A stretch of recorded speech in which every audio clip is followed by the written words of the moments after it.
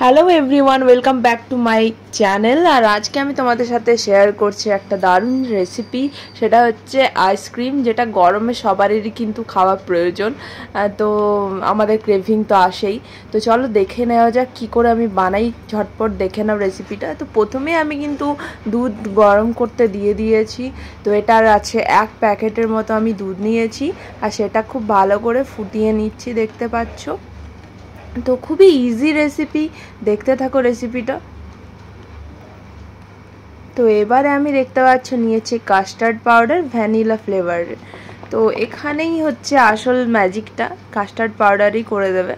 তো একটু একটু করে কাস্টার্ড পাউডার নিচ্ছি আর তাতে দুধ মিক্স করে দিচ্ছি হালকা করে। আমি কিন্তু গরম দুধটা নিইনি, হালকা ঠান্ডা দুধটা আগেই আমি নিয়েছিলাম।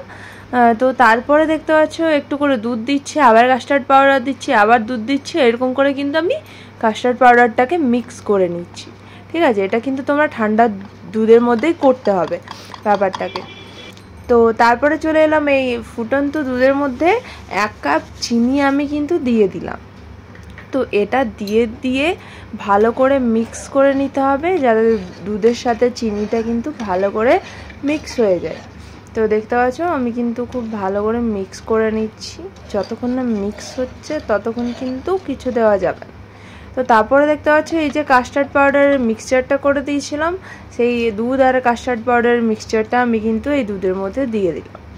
তো যখনই এটা দেবে তখনই কিন্তু মিক্স করতে থাকবে, যেটা আমি করিনি, যার জন্য এই প্রবলেমটা এসছে। তো যাই হোক, এটা কিন্তু ঠিকও হয়ে যাবে আস্তে আস্তে। আমি কিন্তু এটাকে ঠিক করে নেব, নাড়তে থাকলেই এটা কিন্তু মিক্স হয়ে যাবে। তো দেখতেই পাচ্ছ কি সুন্দর মিক্স হয়ে গেছে। এবারে আমি যেটা দিয়েছি এটা হচ্ছে মিক্স ফ্রুটের একটা পেস্ট করে দিয়েছি। তো তোমরা এটা মিক্সিতে পেস্ট করে নিয়ে দিতেও পারো, এটা আবার নাও দিতে পারো। তো এটা তুমি পুরোপুরি দোকানের মতো ফিলটা পাওয়ার জন্য আমি কিন্তু এটা দিয়েছি। তো দেখতে পাচ্ছ আমি এটা দিয়ে দিয়েছি। এটা দেখতেও সুন্দর লাগে আর খেতেও কিন্তু টেস্টটা বাড়িয়ে দেয়। তো তোমাদের ইচ্ছে হলে দিতেও পারো, আবার নাও দিতে পারো। আর এটা হচ্ছে টুটি ফ্রুটি, তো ইজিলি এটাও মার্কেটে পেয়ে যেতে পারবে। তো এটাও আমি কিন্তু একটু মতো অ্যাড করে দিলাম। তো পরিমাণ মতো ওই 1 কাপের মতো চিনি দিয়েছি, ওটাতে আমার কিন্তু ইজিলি হয়ে গেছে। আর তার মধ্যে এই জিনিসগুলোও দিয়েছি, তো এটাতেও কিন্তু মিষ্টির ভাবটা তো চলেই আসবে। তো সুন্দরভাবে দেখতে পাচ্ছ একদম পুরো ঠিক হয়ে গেছে টেক্সচারটা।